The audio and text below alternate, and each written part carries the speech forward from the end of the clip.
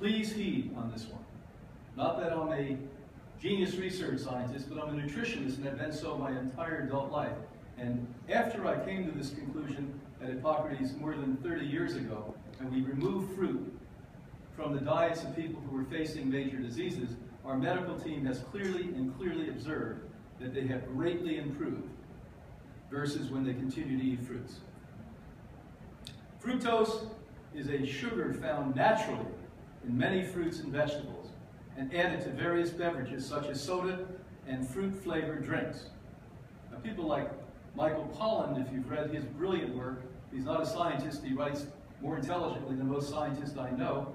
And if you want to read the most impressive thing ever written in the history of science from a non-scientist, it was in the New York Times Sunday pullout about 15 years ago. Access him, New York Times Sunday edition, and you're going to see a 4-page rendition of what happened to our society once we started to put fructose, fruit sugar, inside of sodas. Now, as bad as white sugar is, whoa, they started to put fructose into this, it made white sugar look like a good guy.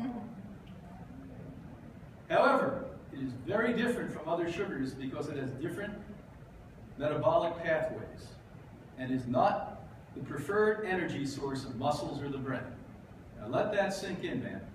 We're talking about biological, biochemical science. This is not Brian Clements' opinion. This is biological science we're talking about. This is not what the body wants. The body does not want fruit sugar. Now here's what happens when you take it. The brain doesn't work and the muscles don't like it. So when somebody says, I'm eating fruit and I'm running, you're not going to get much of anything from that. Or by the way, I want to think more, so I'm going to eat a lot of sugar. If you're eating fructose, you'll actually think less. It's actually going to impair your thought patterns. Fructose is only metabolized in the liver and relies on fructinase to initiate metabolism. It is also more lipogenic, or fat-producing. Now think of that. This is the only sugar, processed sugar that we eat, that acts like fat in the body. So why would it not help the brain? Why would it not help the muscles? What does it reduce? If this sugar, oxygen, if this sugar acts like fat in the body, you literally are now reducing oxygen by putting something that creates a fat structure in the body.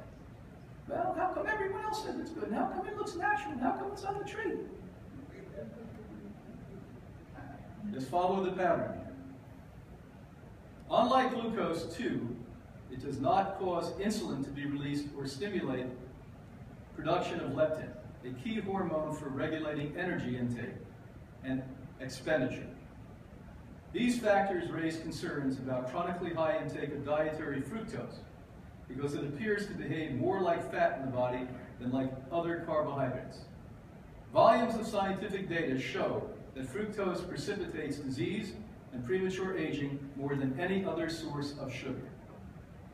Now, isn't it sad that I have to sit here in the Real Truth About Health conference and tell you this, and 9 out of 10 health authorities are going to tell you that I'm wrong?